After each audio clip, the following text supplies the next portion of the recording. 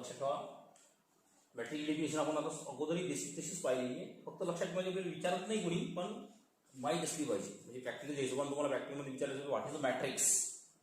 तर मॅट्रिक्स म्हणजे असं लक्षात ठेवायचं की मग कोणत्याही mn नंबरला, म्हणजे m रोज आणि n कॉलम्स असे. m हा कशासाठी वापरायचा, रोसाठी वापरायचा. n हा कॉलमसाठी वापरायचा. mn नंबरला जर तुम्ही एका रेक्टँग्युलर ब्रॅकेटमध्ये रो इंटू कॉलममध्ये जर अरेंज करू शकले तर त्याला म्हणायचं मॅट्रिक्स. आता मॅट्रिक्सची तुम्हाला माहिती आहे की इथं तुमची ऑर्डर ऑफ द मॅट्रिक्स लिहिल्या जात असते. तुम्हाला अगोदर माहित आहे, फक्त बेसिकली लक्षात ठेवायला झालं की ह्याच गोष्टी आपल्याला डबल रिवाइज करायच्या. दोन प्रकारच्या मॅट्रिक्सला आपण नोटेशन दाखवतो. अशाही प्रकारे एखादा मॅट्रिक्स आहे, तसाही म्हटलं तरी तो मॅट्रिक्स.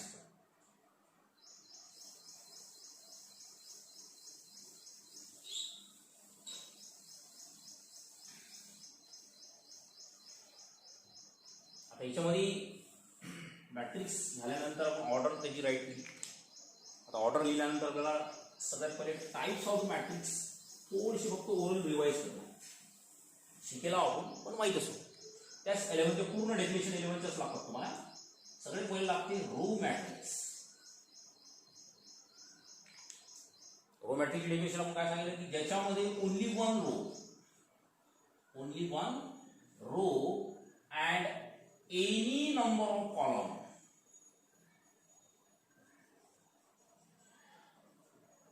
ज्याच्यामध्ये एकच रो असते आणि एनी नंबर ऑफ कॉलम, म्हणजे कॉलमची काही समजा लिमिटच नाही, तर त्याला म्हणतात रो मॅट्रिक्स. त्याच्या नावाच त्याचा अर्थ आहे. आता जनरली आपण रो मॅट्रिक्सला रिप्रेझेंट करत असतो. जर ए मॅट्रिक्स दिला आहे तर 1 2 3 याची ऑर्डर जर पाहिजे तर 1 बाय 3. तर 1 इज अ एकच row, this is 1 is row आणि 3 इज कॉलम. म्हणजे याच्यात एक रो आहे आणि 3 कॉलम्स आहेत, असा त्याचा अर्थ होत असतो. Number 2 column matrix. Column matrix काय सांगेल की ज्याच्यामध्ये ओनली वन कॉलम, लक्षात ठेवा, only one column and any number of row. ज्याच्यामध्ये एकच कॉलम असेल आणि एनी नंबर ऑफ रो असतील त्याला काय म्हणायचं, कॉलम मॅट्रिक्स. कॉलम मॅट्रिक्सची डेफिनेशन लिहिताना आपण मॅथमॅटिकल राईट करताना हेच एक्झाम्पल घ्यायचं, फक्त याला व्हर्टिकल राईट करायचं. याला 1 2 3. तर याची जर ऑर्डर पाहिजे तुम्ही सरळ 3 बाय 1. किती, ओनली वन कॉलम एकच ठेवायचा, रो किती आहे 3. याच्यात किती होते, एकच रो 3 कॉलम, याच्यात 3 row 1 column. That is a column matrix.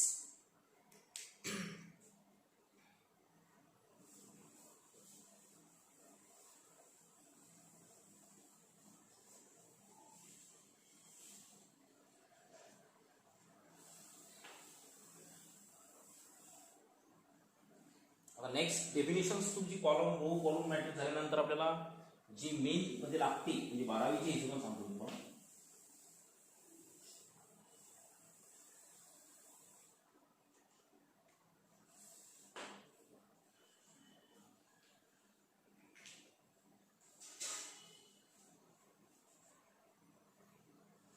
Square matrix.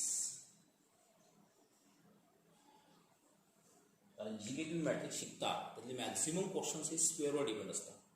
आता स्क्वेअर मॅट्रिक्सला डिफाईन करत असताना स्क्वेअर मॅट्रिक्स म्हणजे कोणती मॅट्रिक्स, ज्याच्यामध्ये number of row is equal to the number of columns. म्हणजे जेवढ्या रो तेवढेच कॉलम जर असतील तर त्याला काय म्हणायचं, स्क्वेअर मॅट्रिक्स. लक्षात ठेवा, सर्वात इम्पॉर्टंट मॅट्रिक्सची डेफिनेशन ही 12वीतही आहे तुम्हाला आणि 11वीत होती. 12वीत आहे समजा. त्यानंतर नेक्स्ट पार्ट आहे तुमचा आयडेंटिटी मॅट्रिक्स, ज्याला तुम्ही 11 मध्ये युनिट मॅट्रिक्स म्हणून डिफाईन करलाय.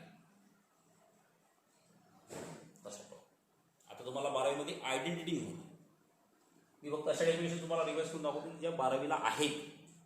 11 मध्ये तर आपण शिकलो का, पण 12वीतही आहे.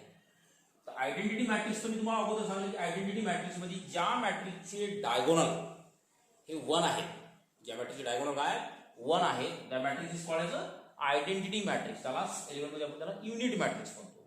मग आयडेंटिटी मॅट्रिक्स मध्ये तुम्हाला सांगितलं की all diagonal of the matrix of the square matrix, हे स्क्वेअर आहे लक्षात ठेवा, हे स्क्वेअरच असते, square matrix is 1. All diagonals of the square matrix is 1. म्हणजे सगळे डायगोनल त्याचे काय असतात, 1च असतात, 1 शिवाय दुसरं चालत नाही. मग कोणत्या मॅट्रिक्सला डिनोट करताना आयडेंटिटीच्या आय ने डिनोट करत असतात. जर तो तुम्ही I2 घेतला तर तो 2/2 चा आयडेंटिटी झाला. जर तो I3 घेतला तो 3/3 चा आयडेंटिटी झाला. आणि जर तो I4 घेतला, I4 पर्यंतच करायला आपण 1 0 0 0 0 1 0 0 0 0 1 0 0 0 0 1. This is the 4/4, this is the 3/3, and this is the 2/2. So this is the representation of the identity. Identity असं रिप्रेझेंटेशन असते. म्हणजे काय तुम्हाला I2 दिसला तर समजून जाईल this the order of this, whole order झाली ही त्याची. I2 म्हणजे तेवढेच रो आहे तर तेवढेच कॉलम आहे. I3 म्हणजे 3च रो आहेत 3च कॉलम आहे. I4 म्हणजे 4च रो आहेत आणि 4च कॉलम आहे. पण I म्हणजे तुमचा आयडेंटिटी मॅट्रिक्स, त्याला unit. This is the basic. तुम्ही 11वीच्या पूर्ण डेफिनेशन जसे तशाच 12वीच्या रजिस्टरमध्ये लिहिल्या तरी चालतं. पूर्णच्या पूर्णच काही प्रॉब्लेम नाही. आणि ते वाचल्यावर लक्षात जातं तुम्हाला.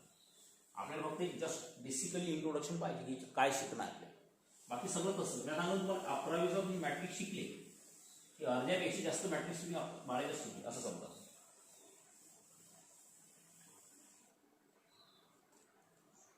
आता त्याच्यानंतर आपण नेहमी याच्यात डायगोनल मॅट्रिक्स वापरतो. लक्षात आलं ना.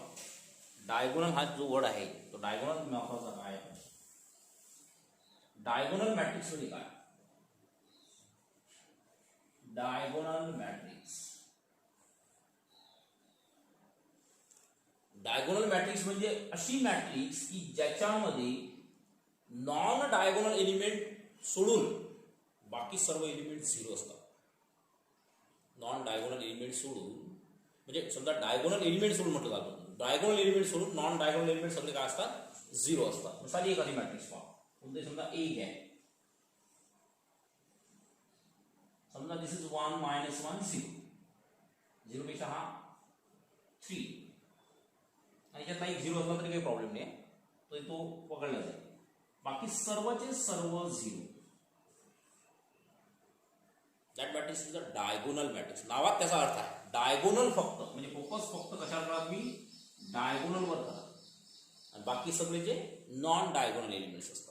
आता डायगोनल मॅट्रिक्सचे किती पॉईंट म्हणजे किती टाइप्स आहेत, डायगोनल मॅट्रिक्स मध्ये कोणत्या कोणत्या मॅट्रिक्स बसतात. त्याच्यानंतर हा डायगोनल मॅट्रिक्स इंट्रोडक्शन दिलं तर तुम्हाला त्याच्यानंतर लगेच स्केलर मॅट्रिक्स येते. काय ते स्केलर मॅट्रिक्स. स्केलर मॅट्रिक्सची डेफिनेशन अशी आहे की कोणत्याही मॅट्रिक्सला नाव घेऊन समजा अशी मॅट्रिक्स, याचे डायगोनल एलिमेंट सेमच असतात, सेम बिलकुल, आणि नॉन डायगोनल एलिमेंट 0 असतात. जसा 2 2 2 and other is 0. So that matrix is a scalar matrix. Identity शिकले म्हणजे आयडेंटिटी मॅट्रिक्स ही स्केलर आहे. आणि आयडेंटिटी मॅट्रिक्स स्केलर आहे तर दोन्हीही मॅट्रिक्स डायगोनल आहे. दोन्ही मॅट्रिक्स डायगोनलच्या डेफिनेशन सॅटिस्फाय करतात. म्हणजे याच्यावरून तुम्हाला कन्फर्म समजेल की स्केलर मॅट्रिक्स म्हणजे काय. त्याच्यानंतर स्केलर मॅट्रिक्स नंतर आता आपला लगेच याच कनेक्शनशी आपल्याला काय ट्रायंगुलरचा कन्सेप्ट. Triangular matrix. ट्रायंगुलरचे 2 टाइप्स आहेत. एक आहे number 1 upper triangular. Upper triangular matrix. Upper triangular मॅट्रिक्सची डेफिनेशन अशी आहे की जी मॅट्रिक्स लक्षात ठेवा बिलो द डायगोनल, लक्षात ठेवा डायगोनलच्या खालचे जर तुमचे एलिमेंट्स 0 होत असतील, लक्षात ठेवा आता डायगोनल समजा हा 1 2 आणि 3, तर याच्या खालचे बिलो द डायगोनल तुमचे एलिमेंट्स म्हणजे हे व्हायला पाहिजे ट्रायंगलला 0. काय व्हायला पाहिजे ट्रायंगलला 0 व्हायला पाहिजे. बाकी सगळे एलिमेंट तुम्ही काही पाहू, फक्त फक्त बिलो द डायगोनल एलिमेंट जर तुमचे 0 होत असतील तर त्याला म्हणतात अप्पर ट्रायंग्युलर मॅट्रिक्स. लक्षात ठेवा, लिहून दिले मी तुम्हाला, ते काही प्रॉब्लेम नाही. याचा सेकंड पार्ट आहे लोअर ट्रायंग्युलर मॅट्रिक्स. लोअर ट्रायंग्युलरचा अर्थ आता अप्पर समजला म्हणजे लोअर ऑटोमॅटिकली येत असते. लोअर ट्रायंग्युलर मध्ये हाच कन्सेप्ट आपण थोडासा उलटा लावतो. डायगोनल तेच आपले, पण अबोव द डायगोनल, डायगोनलच्या वरचे एलिमेंट जर तुमचे 0 ट्रायंगल न होत असतील असे, बाकी तुम्ही इथं काही बघा, तर त्याला तुम्ही म्हणता लोअर ट्रायंगुलर मॅट्रिक्स. आणि ज्या मॅट्रिक्स मध्ये ह्या दोन पैकी कोणतीही मॅट्रिक्स असेल तर त्याला म्हणतात ट्रायंगुलर मॅट्रिक्स. दोन पैकी कोणतीही, दोन्हीही झाल्यात चालतात. दिस द बेस्ट एक्झाम्पल म्हणतात तर आयडेंटिटी मॅट्रिक्स. आयडेंटिटी मॅट्रिक्स दोन्ही मॅट्रिक्स आहे, अप्पर बी आहे लोअर बी आहे, पण त्या मॅट्रिक्सला ट्रायंगुलर मॅट्रिक्सही म्हणतात. म्हणजे आता एवढ्या पूर्ण इन्फॉर्मेशन तुम्हाला एक असं लक्षात आलं असेल, आपण जेवढ्या गोष्टी आता शिकलो समजा त्याच्यावरून असं कन्फर्म समजेल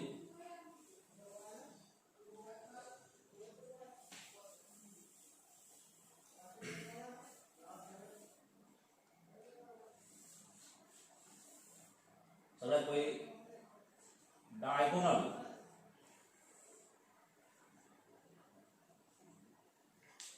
सगळ्यात पहिली जी मॅट्रिक्स डायगोनल आहे ती तुमची आहे आयडेंटिटी मॅट्रिक्स. त्याच्यानंतर लगेच येते स्केलर, त्याच्यानंतर येते अप्पर,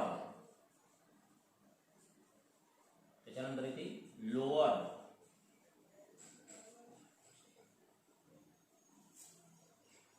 या पुऱ्या गोष्टी डायगोनल मध्ये बसतात. It satisfy the definition of diagonal. डायगोनलच्या सगळ्या डेफिनेशन हा सॅटिस्फाय करते. त्याच्यानंतर एक एवढ्या डेफिनेशन तुम्ही ही गोष्ट शिकली असेल की every identity matrix is a scalar matrix. प्रत्येक आयडेंटिटी मॅट्रिक्स काय असते, स्केलरच आहे.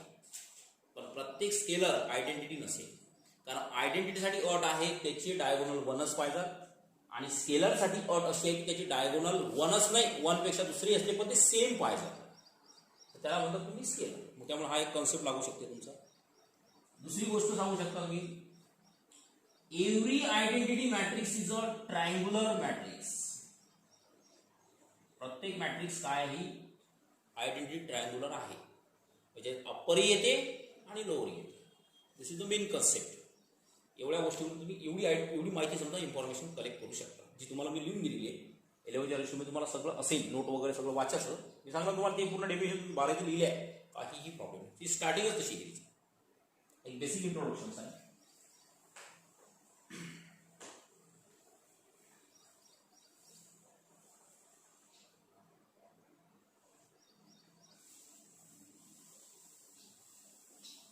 त्याच्यानंतर आपला जो मेन पार्ट आहे, आता समजा याच्यात थोडासा लेवल बाय लेवल जे लागेल ते ट्रान्सपोज मॅट्रिक्स. काय ट्रान्सपोज मॅट्रिक्स आपल्याला माहिती आहे की ट्रान्सपोज मॅट्रिक्स म्हणजे अशी मॅट्रिक्स जर एखाद्या मॅट्रिक्सचे तुम्ही रोजचे कॉलम, सिम्पली समजा रोजचेच कॉलमचे रो करण्याची गरज नाही, कारण रोजचे कॉलम झाले की ऑटोमॅटिकली कॉलमचे रो होऊन जातात. एकच प्रोसेस करायची दोन पैकी. जर एखाद्या मॅट्रिक्सची कोणतीही मॅट्रिक्स घ्या, एनी ऑर्डरने काही गरज नाही, तो स्क्वेअरच असला पाहिजे. ट्रान्सपोज मॅट्रिक्स मध्ये अशी अट कुठंच नाही, तो स्क्वेअरच असला पाहिजे. स्क्वेअरही नसला तरीही त्याचा ट्रान्सपोज घेतला जाऊ शकते, आणि स्क्वेअरही असला तरीही त्याचा ट्रान्सपोज घेऊ शकतो. फक्त स्क्वेअर असला तर त्याचा फक्त इफेक्ट एवढा पडते की रो कॉलम चेंज होतात, पण number of row number of column same राहतात. तर 2/2 चा असते, चेंज झाला तरी तो 2/2 चा असेल. पण जर 2/3 चा आहे, चेंज झाल्यानंतर तो 3/2 चा होते. म्हणजे स्क्वेअर नसला तर फक्त हा फरक, आणि स्क्वेअर असला तर हा फरक, बाकी तुमचं चेंजिंग सेम आहे. तर ट्रान्सपोज मॅट्रिक्स मध्ये तुम्हाला काय करायचं, फक्त रोचे कॉलम करायचे. तर अशा मॅट्रिक्सला आपण म्हणतो transpose matrix. Transpose matrix generally आपण डिनोट करतो a⁻t और a'. हे तुम्हाला अगोदर सांगितलं मी की असंच डिनोट करतात आहे. आणि तुम्हाला एक सर्वात इम्पॉर्टंट रूल सांगला की ट्रान्सपोजचा ट्रान्सपोज हा म्हणजे ओरिजिनल मॅट्रिक्स असते. जास्त यूज होणार म्हणजे याच्यातला 12 याच्यावर प्रॉब्लेम असू शकतात. हे तुम्हाला महत्वाचे पॉईंट्स.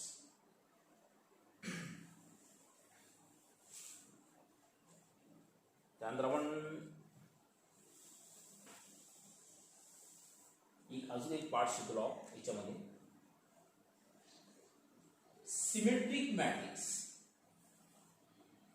12 सांगतो.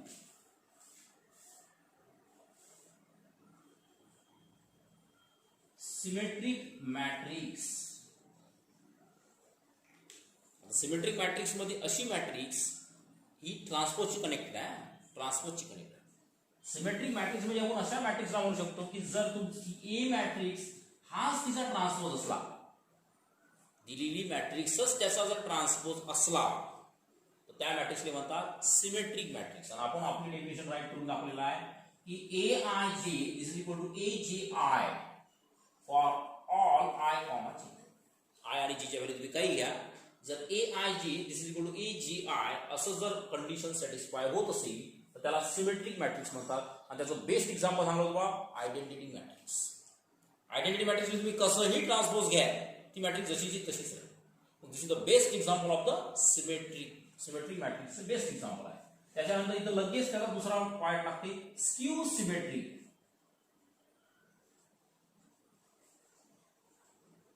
Skew symmetric matrix. आता स्क्यू सिमेट्रिक मॅट्रिक्स मध्ये जर दिलेल्या मॅट्रिक्सचा अपोजिट साइन घेऊन जर ट्रान्सपोज आला, दिलेल्या मॅट्रिक्सला जर अपोजिट साइन साइन प्लसचं मायनस आहे, मग A equal to minus A transpose, याला ऑर मध्ये आपण राईट करू, A I J is equal to minus A J I for I comma G. अशी जर कंडिशन सॅटिस्फाय करत असेल तर that is called as a skew symmetric matrix.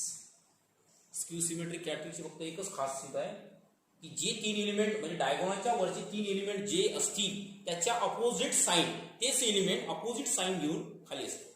डायगोनलच्या वरचे डायगोनलच्या खालचे. फोकस डायगोनल नाही करायचं. या डायगोनल म्हणून ओळखले जाते. याचे सर्व डायगोनल 0 असतात. काय असतात? 0. म्हणजे लक्षात ठेवा, हा डायगोनल 0 का असतात? कारण याचा जर तुम्ही ट्रान्सपोज घेतला तर याच्यावर इफेक्ट पडत नाही डायगोनलवर. हे 0 राहतात. आणि तो तुम्ही कोणताही समजा A B C 100% minus A minus B minus C, हा फरक आहे. हेच एलिमेंट वर पण निगेटिव्ह साइन घेऊन खाली. हे निगेटिव्ह खाली पॉझिटिव्ह असले तर वर निगेटिव्ह असतं. लक्षात ठेवा, पण साइन अपोजिट जातात त्याचं. तर that matrix is a skew symmetric matrix. Definition already write करून दाखवलं, एक्झाम्पल घेतलं असेल पाहिजे त्याच्यामध्ये, म्हणून रिवाइज करून घेतलं आहे. फक्त मी तुम्हाला एक रिवाइज करून सांगणार की काय आहे आपल्याला. हे लिहायचं नाही आपल्याला, कारण हे आपण अगोदर स्लीप क्वेश्चन आपल्याला फक्त मेन पार्ट 12वर काय काय लागेल तेच पाहायचं. आता आपण लगेच इथे डायरेक्टली कन्सेप्ट मध्ये येऊ. डिटर्मिनंट.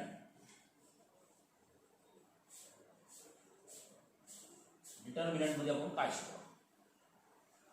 डिटर्मिनंट मध्ये शिकलो बा 4 कोणतेही नंबर घ्या,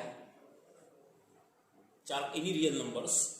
रिअलच काय फक्त नंबरच बघा, कारण कॉम्प्लेक्सली सॉल्व्ह करायला डिटर्मिनंट फक्त रिअलच नाही, कॉम्प्लेक्स घेऊनही सॉल्व्ह करायला. तर आपण 4 नंबर घ्यायचे. त्या 4 नंबरला 2 व्हर्टिकल लाईनच्या अंडर मध्ये जर तुम्ही झेड टाइपनं जर रिप्रेझेंट करू शकले, झेड टाइप करायचा, this is A B C and D, this is Z type.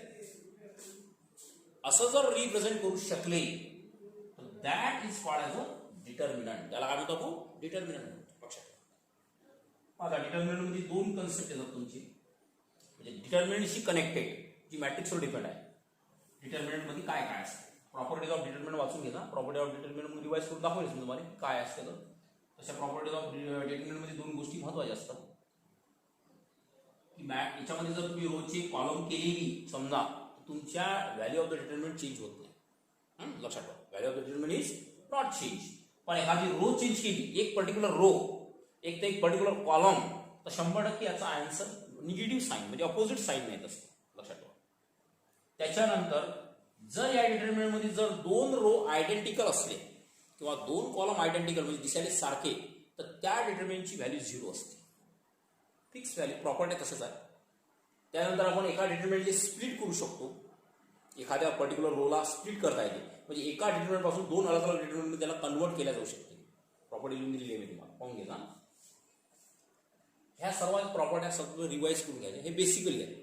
आपल्याला 12वी यूज नाही आहे, म्हणजे 12वी यूजच आहे फक्त, काही ते सिलेबसमध्ये नाही आहे, पण 12वी यूज मला होऊ शकते एखादी कंडिशन सांगितलं. बाकी तुम्हाला माहिती झाली यामध्ये. अशा प्रॉपर्टी सगळे वाचून घेतात. That is a determinant concept. आता डिटर्मिनंटशी आपल्याला मॅट्रिक्स काय कनेक्टेड आहे, तर मॅट्रिक्समध्ये तुम्हाला सिंग्युलर मॅट्रिक्सचा कन्सेप्ट आहे आणि सिंग्युलर मॅट्रिक्ससाठी डिटर्मिनंटचं माहीत असणं गरजेचं आहे. सिंग्युलर मॅट्रिक्स आपण अशा स्क्वेअर मॅट्रिक्सला म्हणू शकतो. सिंग्युलर मॅट्रिक्सला किती स्क्वेअर असणं गरजेचं आहे लक्षात ठेवा. मग अशा स्क्वेअर मॅट्रिक्सला आपण सिंग्युलर मॅट्रिक्स म्हणू शकतो की ज्या मॅट्रिक्सचा जर डिटर्मिनंट काढला तर तो 0 आला पाहिजे. त्या मॅट्रिक्सचा डिटर्मिनंट जर काढला तर तो काय आला पाहिजे, 0च आला पाहिजे. त्या मॅट्रिक्सला म्हणतात सिंग्युलर मॅट्रिक्स. आणि सिंग्युलर मॅट्रिक्स जर ती असली तर त्या मॅट्रिक्सचा इन्व्हर्स एक्झिस्ट होत नाही. Does not exist. त्याचा इन्व्हर्स काढला जात नाही जर ती सिंग्युलर आहे तर. काय कारण असेल सिंग्युलर असलं तर मी तुम्हाला अगोदरच एलिमेंट सांगितलेलं आहे की 1 अपॉन डिटर्मिनंट येईल तर नाही. आता हा जर 0 असला तर which is goes to the infinity. हा इन्फिनिटीकडे चालला जाईल. इन्फिनिटी झाला तर तो एक्झिस्ट होणार नाही. त्यामुळे त्याची मॅट्रिक्स सिंग्युलर आली म्हणजे समजून जायचं की त्याचा इन्व्हर्स काढला जाणार नाही. त्याच्यानंतर लगेच याचा दुसरा पार्ट येते नॉन सिंग्युलर मॅट्रिक्स.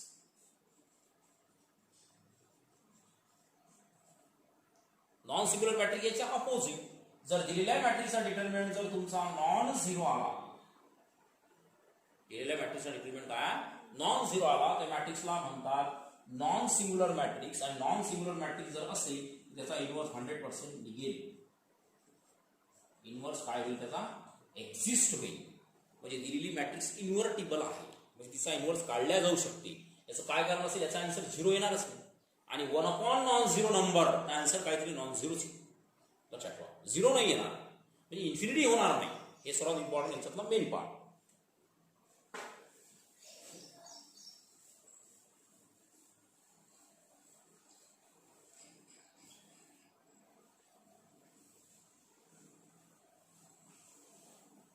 आता याच्यामध्ये त्या डेफिनेशन्स नाही करायच्या ज्या जेई मध्ये शिकवल्या नाही तुम्हाला. जसं nilpotent matrix, idempotent matrix हे तुम्हाला 12वीच्या सिलेबसमध्ये नाही. जेईच्या सिलेबसला आहे पण 12वी नाही. 12वीला फक्त डेफिनेशन ह्याच 11 मध्ये ज्या बेसिकली शिकवल्या नाही तुम्हाला तिथपर्यंतच फक्त डेफिनेशन्स करायचे. म्हणजे याच्यातले सर्वात main row, column, identity, scalar, square, symmetric, skew symmetric, singular, non singular, त्याच्यानंतर ट्रान्सपोज, डायगोनल, त्याच्यानंतर आपण हे शिकलो पाहिजे कोणते matrix, upper triangular, lower triangular, म्हणजे ट्रायंग्युलर मॅट्रिक्स. साध्या हे सिंपल डेफिनेशन्स वाचायचे. डिटर्मिनंटची डेफिनेशन वाचल्यानंतर डिटर्मिनंटच्या प्रॉपर्ट्या वाचणं गरजेचं आहे. लक्षात ठेवा, डिटर्मिनंटच्या प्रॉपर्ट्या तुम्हाला यूज करावं लागतील. हे लगेच होत नाही तर मग योग्य पूर्ण डेफिनेशन्स वाचल्यानंतर मग आपलं बेसिकली चॅप्टर इथून पासून स्टार्ट होते. आपण जे चॅप्टर 12ला शिकणार आहे ते ओरिजिनल एलिमेंटरी ट्रान्सफॉर्मेशन पासून स्टार्ट होते. लक्षात ठेवा, एलिमेंटरी ट्रान्सफॉर्मेशन मध्ये एखाद्या मॅट्रिक्सची आपण जी डिटर्मिनंटची सर्वात लास्ट प्रॉपर्टी शिकलो 11 मध्ये, सगळ्यात आखरीची प्रॉपर्टी म्हणतात त्याला. म्हणजे एखाद्या रो मध्ये एखादी रो ऍड करून जी नवीन रो तयार होते अशा ट्रान्सफॉर्मेशन पासून त्याला रो एलिमेंटरी ट्रान्सफॉर्मेशन म्हणतात. लक्षात, दिस इज द इंट्रोडक्शन. आणि ज्याच्यामध्ये एखाद्या कॉलम मध्ये एखादा कॉलम ऍड करणे किंवा त्याला कॉलमला मल्टिप्लाय करून ऍड करणे अशी प्रोसेस जी कॉलमवर करतो आपण त्याला कॉलम एलिमेंटरी ट्रान्सफॉर्मेशन. लक्षात, कारण ह्या दोन गोष्टी शिकसा तरच इन्व्हर्स काढता येईल. कोणता inverse? By using the elementary transformations, जो एक पार्ट आहे 12वीचा. सेकंड पार्ट आहे तुमचा ऍडजॉइंटचा. आता ऍडजॉइंटमध्ये तुम्ही 12वी वापरायला शिकेला. मायनर काय मायनर कसे काढतात, को फॅक्टर कसे काढतात, डिटर्मिनंट कसं सॉल्व्ह करतात, त्याच्यानंतर त्याचे ऍडजॉइंट कसे, म्हणजे ऍडजॉइंट म्हणजे आपण सगळे ऍडजॉइंट मॅट्रिक्स कशी फाइंड करतो आणि मग इन्व्हर्स फाइंड करतो. तर 11च्या तुम्हाला ह्याही गोष्टी महत्वाच्या आहेत. सगळ्यात पहिले लागेल तुम्हाला डिटर्मिनंट सॉल्व्ह करणे. डिटर्मिनंट सॉल्व्ह करता आला पाहिजे. काय म्हणजे काय आन्सर येईल असं, प्रोसेस काय असते. दुसरी प्रोसेस लागेल मायनर काढता आले पाहिजे. तिसरी प्रोसेस लागेल को फॅक्टर. को फॅक्टरचा तुम्हाला अगोदरही फॉर्म्युला दिलेला आहे. आपण को फॅक्टर कसे डिनोट करतात, -1 to the power I plus g आणि MIG. MIG म्हणजे कोण, मायनर. लक्षात, ह्या प्रोसेस आहे बरं. पहिले हे सॉल्व्ह करावं लागेल तुम्हाला, त्याच्यानंतर मायनर काढावं लागतील, त्यानंतर को फॅक्टर काढावं लागतील. मायनर को फॅक्टर काढल्यानंतर 100% तुमची ऍडजॉइंट मॅट्रिक्स भेटी. आणि ऍडजॉइंट मॅट्रिक्स भेटली लगेच की मग तुमचा इन्व्हर्स काढला जाईल. आणि इनव्हर्सचा फॉर्म्युला मी तुम्हाला 11 मध्येच राईट करून दिला. This the A inverse equal to 1 upon determinant A multiplied by adjoint of B. This form. याच्यात कंडिशन एवढीच राहील फक्त की determinant A is not equal to 0, म्हणजे हा 0 नाही आला पाहिजे. 0 नाही आला पाहिजे म्हणजे मॅट्रिक्स तुमची काय राहील, नॉन सिंग्युलर राहील. हे फिक्स आहे. नॉन सिंग्युलर असल्याशिवाय त्याला सॉल्व्ह करता येणार नाही. तर ह्या सर्वात इम्पॉर्टंट गोष्टी महत्त्वाच्या तुम्हाला 11 मधून लागतीलच. म्हणजे अर्धा 11 म्हणजे 12वी असं समजा तुम्ही, त्याच्याशिवाय तो स्टार्टच होत नाही. म्हणून आज मी फक्त स्पेशल तुम्हाला डेफिनेशन रिवाइज करून सांगले काय काय डेफिनेशन आहेत आपल्या.